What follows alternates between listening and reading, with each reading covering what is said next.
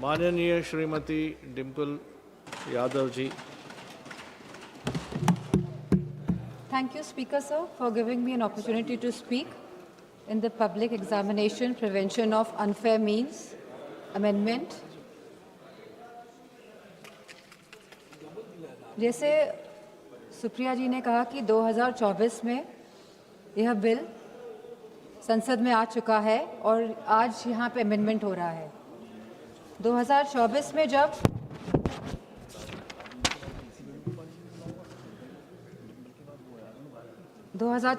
जब एनटीए द्वारा परीक्षाएं कराई गई तो ये देखा गया कि यूजीसी नीट कैंसिल हुआ एक दिन बाद जब उस परीक्षा करी गई।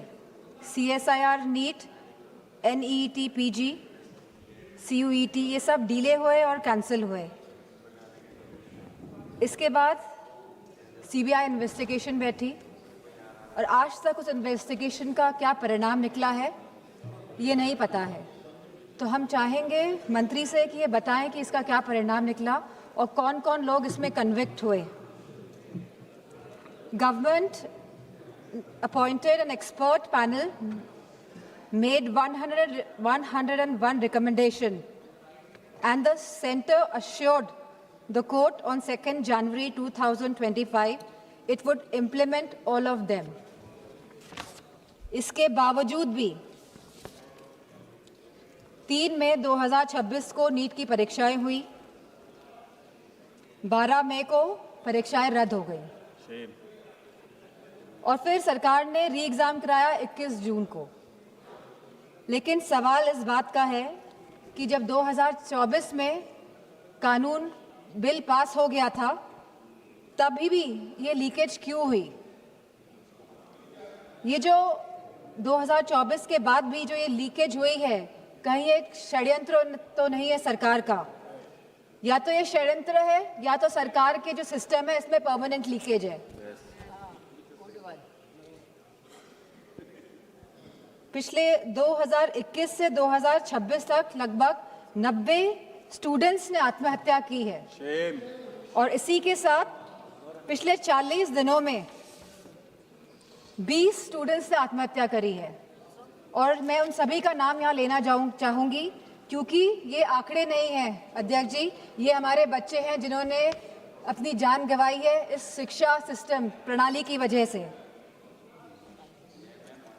इनका नाम है चंचल भारती जी, जो ये अब हमारे बीच में नहीं रहे हैं बच्चे, ऋतिक मिश्रा जी, प्रदीप कुमार जी, आकांक्षा चतुर्वेदी जी, शेख सना जी, S Gopika ji, C Vidyanand ji, Simran, are रोशनी, सुशील ढांगे, सिद्धार्थ हेगड़े, अनु कीरथना, भाग्यश्री, अनिष्का पांडे, उमेश माली, रेनू मीना, रिया कुमारी थापा, शिवानी यादव, रीमा बेगम, मैथैली अशोक सोनावने।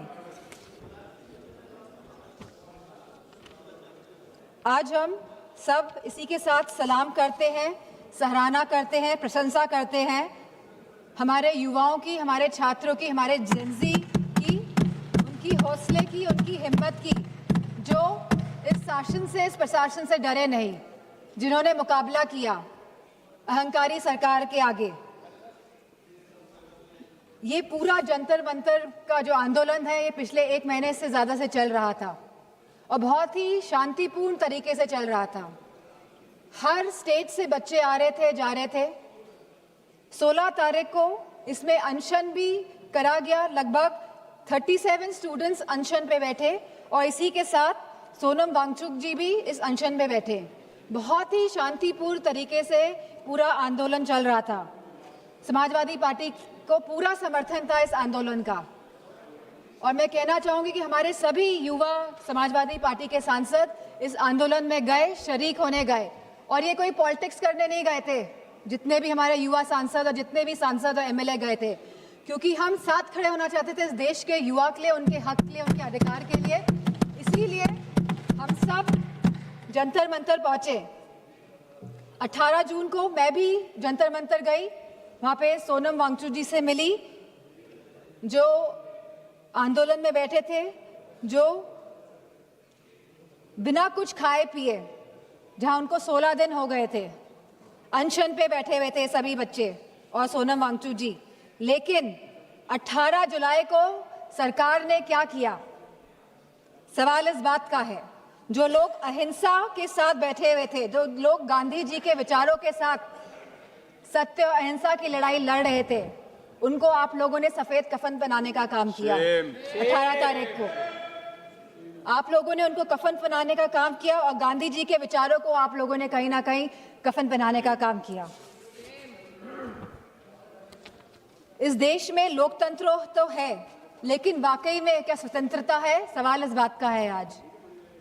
जिस तरह बच्चे आए 20 जुलाई को, और कहां से नहीं आए, हर प्रदेश से बच्चे आए, यूपी हो, बिहार हो, तमिलनाडु हो, आसपास के मध्य प्रदेश हो, सभी स्टेट से, बॉम्बे हो, सभी स्टेट से, सभी प्रदेशों से बच्चे आए, क्योंकि वो सब अपनी एकता दिखाना चाहते थे। क्योंकि ये लगातार पेपर जो लीक हो रहे हैं, लगातार जिस तरह का दौर चल रहा है आज, और लगातार जिस तरह सरकार आंखें मूंद के बैठी हुई है और जो सुन नहीं रही है, वो अपनी बात रखने आए थे सरकार से, वो अपनी भावनाओं को सरकार के सामने रखने आए थे। वो चाहते थे कि जो एजुकेशन मिनिस्टर है उनका रेजिग्नेशन हो, और तो कोई बात नहीं थी। सब अपनी एकता और अखंडता दिखाने आए थे। For a purpose they had come to Jantar Mantar. लेकिन सरकार ने उनके साथ क्या बर्ताव किया, सवाल इस बात का है। क्योंकि हम लोग भी उस आंदोलन में शामिल हुए। और क्यों शामिल हुए हम लोग? क्योंकि ये बच्चे आंदोलन में बैठे थे, क्योंकि ये हमारे देश के बच्चे आंदोलन में बैठे थे। हो सकता है हमारे बच्चे नहीं बैठे हो, हम किसी के भी, लेकिन बच्चे तो देश के थे, हमारे बच्चे थे। इसी भावना के साथ हम इस आंदोलन में गए कि हमको साथ देना है, नहीं तो हम अपना मुंह कैसे दिखाएंगे? हमारी अंतरात्मा क्या जवाब देगी? और ये आत्मा की जवाब जो हम दूसरों को नहीं देना चाहते थे, हम खुद को हमको जवाब देना था। इसीलिए हम सब गए। लेकिन जो बर्बरता देखी गई सड़कों पे, उसका बयान नहीं किया जा सकता है। आपने बैरिकेडिंग लगा दी 100-100 मीटर पर, और बच्चों को आपने वहां पे ट्रैप कर दिया, और फिर वहां पे आपने लाठियां बजाई बच्चों पे, उनके सर फोड़े गए, बेटियों के कपड़े जानबूझ के फाड़े गए। ये सरकार जो बेटियों की बात करती है, आपने बेटियों के कपड़े फाड़े, आपने कील लगे वाले डंडों से बच्चों के सर फोड़े, वहां पे आपने पैलेट गन चलाई, आपने बिहार में AK-47 का प्रयोग किया।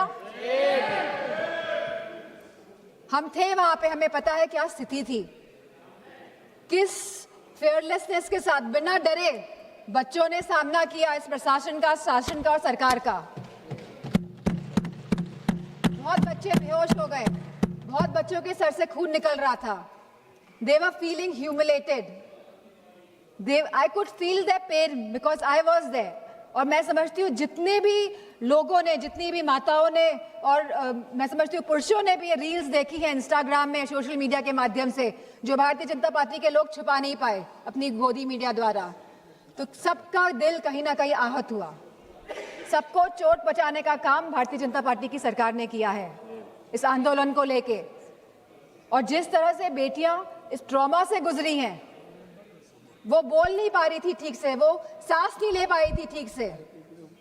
जिस तरह से आपने छातियों पे बच्चों का वार किया है, मैं समझती हूँ कहीं ना कहीं आप सबके आगे तो आएगा ही है, कोई भूलने वाला है नहीं। यहाँ पे लोग इमरजेंसी की बात करते हैं, 50 साल पहले इमरजेंसी लगी थी और आज भी इमरजेंसी की बात होती है। लेकिन इमरजेंसी अगर वाकई में आप लोगों को देखनी थी तो आप आते हो सड़कों में देखते कि इमरजेंसी क्या होती है। जहाँ बच्चे खून पसीना बहा रहे थे सड़कों पे, वहां पे आप सब लोग बहुत ही महफूज तरीके से बैठे हुए थे संसद के अंदर।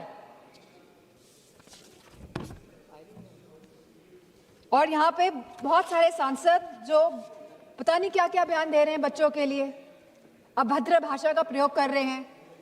और साथ में एक सांसद तो आए थे, कह रहे थे कि बहुत ही अराजक तत्व थे।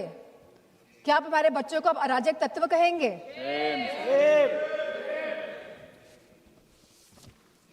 यहाँ पे जो सांसद है वो तो डर के मारे इधर से उधर हो रहे हैं।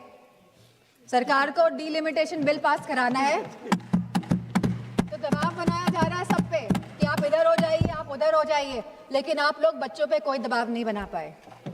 और हमें बहुत फक्र है इस बात का कि हमारे बच्चे झुके नहीं आपके आगे, इस सरकार के आगे नतमस्तक नहीं हुए। आप लोग तो अमेरिका वालों के सामने नतमस्तक होके आ गए। लेकिन हमें फक्र है कि हमारे बच्चे लड़े और इस लड़ाई को जीते। और मुझे खुशी इस बात की है कि समाजवादी पार्टी पूरी तरह से यूथ के साथ, छात्रों के साथ खड़ी रही और आगे भी हमेशा खड़ी दिखाई देगी।